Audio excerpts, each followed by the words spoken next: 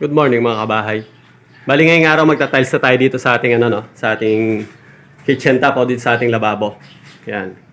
Siyempre gamit yung ating nabili na 60 by 60 na porcelain tiles. Ito, kulay gray. Nabili ko nga pala ito sa halagang 155 per piece dito sa may Friendship Highway sa Angeles. Ito yung pinakamura na nakita na hanap na natin na kulay gray.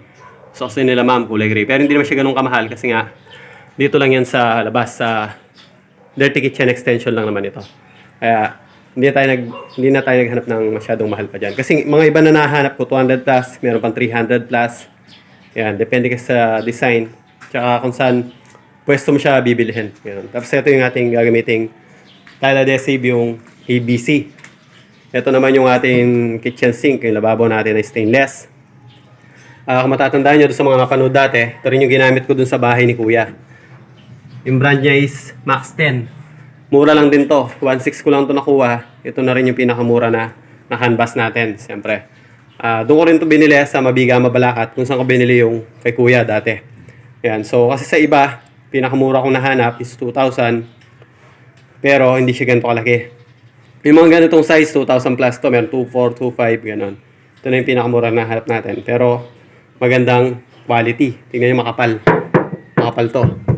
Yan. Tsaka malalim, maluwang siya. Tapos ito yung para sa may gooseneck faucet niya. Yan. So, unahin natin yung wall.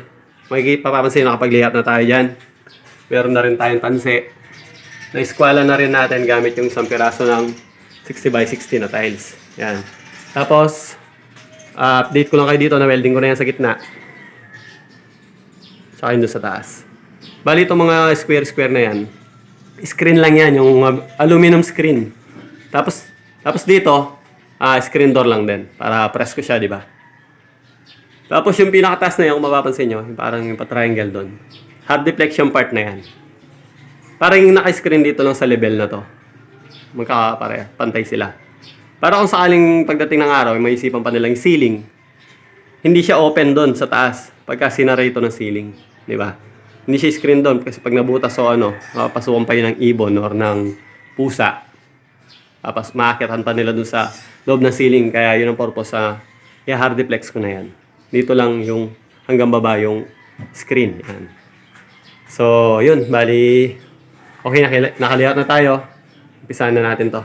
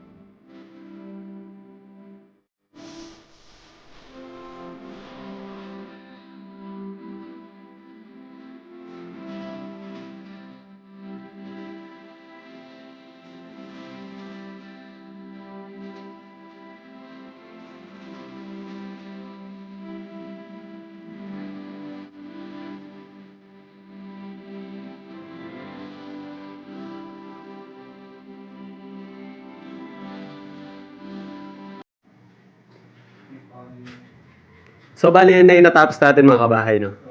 Natapos na natin yung sa lahat ng wall. Yan. Sensya na kayo, medyo madilim, makulimlim, parang uulan na naman, kamukha kahapon. Nabasa nga tayo kahapon ng ulan. Kaya, bukas na natin ipagpapatuloy ito. At least nagawa na natin yung wall. Medyo malaki-laki rin itong lababo na to. Tapos doon yun, outlet yun. Yan. Kasi, ayaw pa munang tanggalin ito, itong mga pinangtukod ko. Yung mga pinangkalso ko, mga kahoy lang to na nakita ko doon sa likuran. Yan. Ayaw muna yung galawin, baka bumaba pa kasi. Alam nyo naman yung tile adhesive, matagal siya mag-set. Hindi siya kamukha ng pure cement, madali mag-set. Yun ang katangian ng tile adhesive. Matagal siyang, meron siyang parang delaying, nagpapadelay nung niya, pag-set niya, yung pagtigas niya. Yan, bali ganyan. So bukas, abangan nyo gagawin natin to. Tsaka, yung gagamitin natin na tile trim, yung aluminum tile trim. Tapakita ko sa inyo. Ito. Bali dito yan sa taas. Yan, papasok natin yan dyan. Yung aluminum tile trim. Yan. Yan. Okay, abangan nyo na lang bukas yung paggawa natin dito. Baka bukas matapos na natin to. Or, hihuli natin yung sidings o kung malagay natin, yun naman tile trim ang ihuli na lang natin. Kasi medyo mabusisi rin tile trim na yun, iikot yan. Magka-antomesa pa yan. Iikot yan dito, pababa rito sa may harapan. Yan.